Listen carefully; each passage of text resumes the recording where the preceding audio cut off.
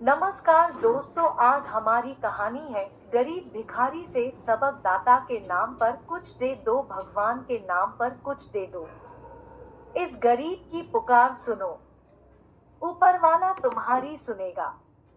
अपने हाथों से कुछ दान कर दो। उस समय मैं ऑटो की तलाश में तहसील रोड पर खड़ा था। तभी मेरे कानों में यह करुण स्वर सुनाई पड़े। देखा, सामने ही फुटपाथ पर एक भिखारी बैठा चिल्ला रहा था।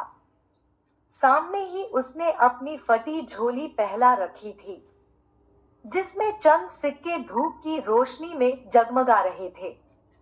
मुझे उसके ऊपर दया आई, क्योंकि मैं बचपन से ही भावुक प्रवृत्ति का रहा हूँ। किसी का जरा सी भी दुख मुझे से बर्दाश्त नहीं होता था। वह तो बड़े कातर स्वर में चिल्ला रहा था। मुझसे उसका चिल्लाना नहीं देखा गया। मैंने अपनी जेब में हाथ डाला और 2 रुपए का सिक्का निकालकर उसकी झोली में डाल दिया।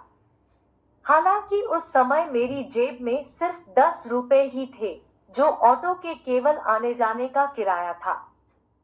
सोचा, कोई बात नहीं, आज तांगे से ही चले जाते हैं। तांगे का किराया 3 रुपए था। हो सकता है इस साधु की दुआ से हम आगे कार में सफर करें। यह सोचकर मन हल्का हो गया। हम हिचकोले खाते हुए तांगे में बैठ गए। दिल को सुकून था कि आज हमने किसी की मदद की, वरना आज के दौर में कौन किसी को पूछता है। उस समय हमें एक अनोखी खुशी का एहसास हो रहा था। सोचने लगे, लोग नाहक ही 2-4 रुपए के पीछे इस खुशी से अनभिज्ञ रह जाते हैं। कौन जाने किस वेश में कोई हमें कहाँ मिल जाए और क्या कुछ दे जाए। हमारा भाग्य ही पलट जाए। निस्वार्थ बिना मतलब दूसरों की सेवा करने का एक ही आनंद होता है। आज उस तांगे का सफर बुरा नहीं लग रहा था। अभी अपनी खुशियों में मग्न ही था कि दिमाग को एक जबरदस्त झटका लगा। देखा, सामने ऑटो में बैठा भाई भिखारी जा रहा है, जिसे उसने 2 रुपए दिए थे। वह हंस हंस कर किसी से बातें कर रहा था।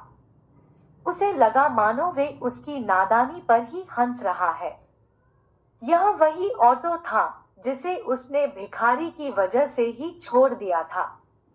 उसे उस तांगे में बैठना भारी हो गया, मानो उसमें कांटे उग आए हो। सफर और लंबा होता जा रहा था। उसे अब उस भिखारी पर नहीं, अपने आप पर दया आ रही थी।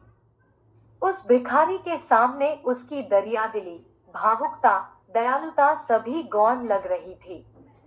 उसका मन उसे धिक्कार रहा था कि हम जैसे लोग ही इन हट्टे कट्टे महात्मा भिखारियों को पैसे देकर भिक्षावृत्ति को बढ़ावा देते हैं। ऐसे नाकाम लोगों की संख्या में वृद्धि करते हैं।